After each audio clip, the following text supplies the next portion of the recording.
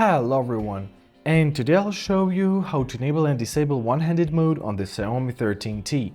So in order to do that, go to your settings, scroll down to your additional settings right here, tap, find your one-handed mode right here, go for it, and to activate it, simply tap on the switch. Now your one-handed mode activated. So to use it, simply find this panel at the very bottom of your screen. Now hold your finger and drag it to the right side, alright, or to the left side, doesn't matter. That's what I found on the web. Okay, now we've got our one-handed mode on. Let's do this one more time. Alright, so now it's on and we can freely use it. To go out from your one-handed mode, simply tap on the blank space right here. Now you're out of your one-handed mode.